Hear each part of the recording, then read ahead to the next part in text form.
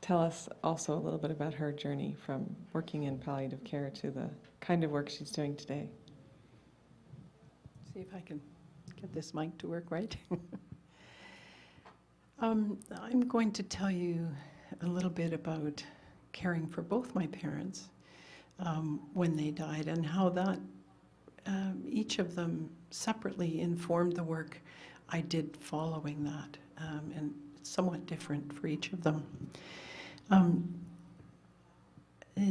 Back in 1987, many of the towns in this area were developing their own hospice programs. I know Nelson and Castlegar, and I think New Denver too, and Trail were all beginning to develop, take a look at what hospice was and what it needed to be in their community. I was working at the time as a home care nurse, and the request came for a home care nurse to come and speak to the volunteer training, and nobody put up their hands. And finally, two of us decided, okay, we would work on it together and we would do something. And then things changed a bit, and I had to go away. My parents lived in Oregon at the time, and my father had cancer and it was getting worse, and so I went down there and stayed with them for most of 6 months. And this talk was coming up, and my partner was not very happy. I mean, my workmates were very supportive. But what we did was I sat at home, at my parents' home, and wrote out. Now, this was 1987. There wasn't email. I wrote out by hand some of the issues that I felt were important, and I wrote this letter, and I put a stamp on it, and I mailed it to my workmate, and that was the material that she used for her presentation to that first volunteer training about some of the issues around palliative care. My father went on to die. We were with him when he died, and then after the funeral and after my mom was okay, I went home and picked up my life again.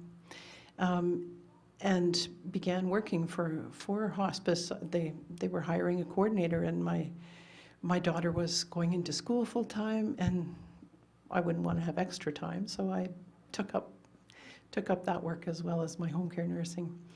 And I guess I would tell people that well, my father was smart enough to grow his own home care nurse, and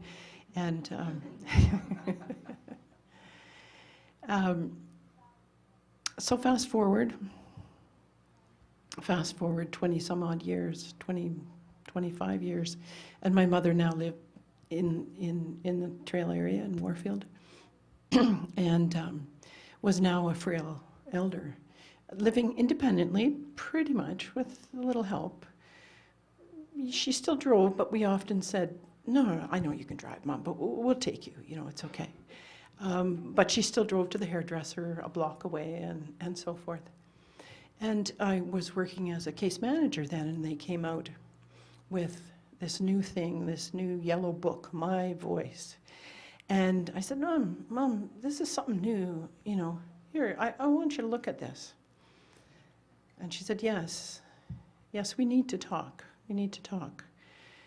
And it turns out that over the last few days, she'd started developing quite severe pain in a joint that had been replaced a few times, and she had a whole bunch of other things that were wrong, like many people that are just shy of their 85th birthday.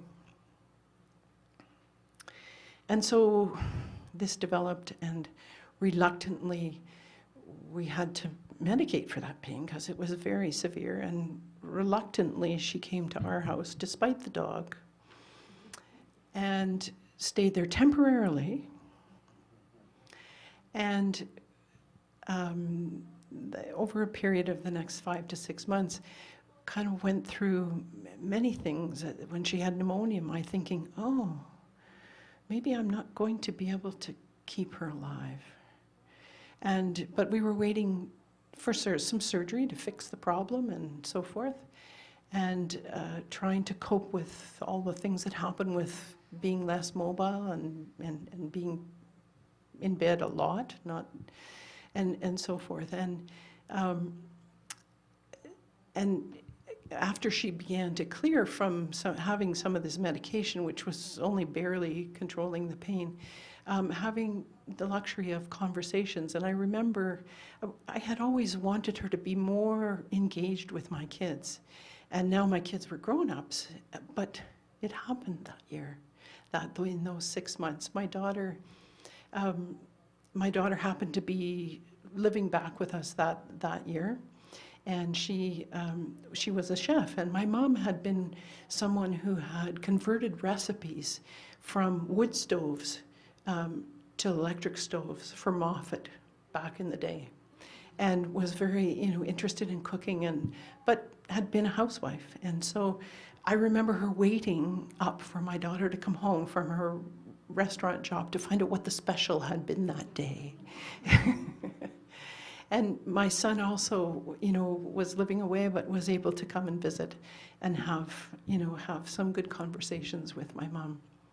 And though, it was a struggle, we had to do things like, my husband retired that year, and so we wanted to go away we couldn't go very far because my mom was there, but for a weekend. But we had to find someone to stay with her, and she knew that was a babysitter.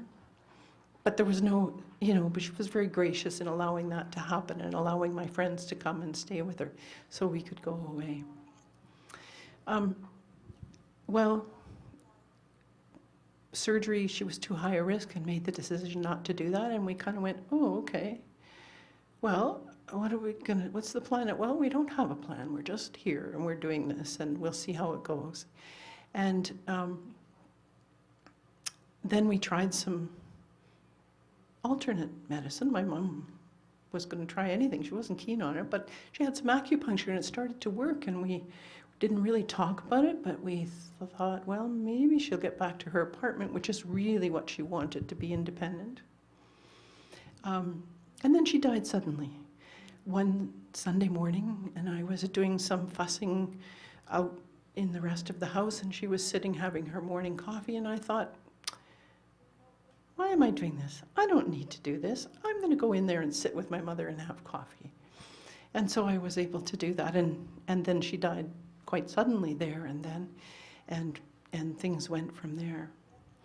And it was only another year or so later that I then heard the words upstream palliative care, and we began to talk in those kinds of languages, and I thought, and I then, Jane talked about the research project that I'm working on now, where I have the luxury of having time, spending time with people and listening to them and hearing their stories, and maybe do a little problem solving with them. But I began to realize, oh, that's what we were doing. My mom and I and my family, my friends, that's what we were doing. That was upstream palliative care. We were looking at, we didn't know that my mom was going to die, but looking at how we could make things better. So I was thinking, what a coincidence. My dad and his death informed, all that work that I did, and his death informed that. And here, years later, my mom's death, it was quite different. She's informed the work that I'm doing now. So, and I think that the most important thing there is what I had known from my head with both kinds of situations, I now knew from my heart. So, thank you.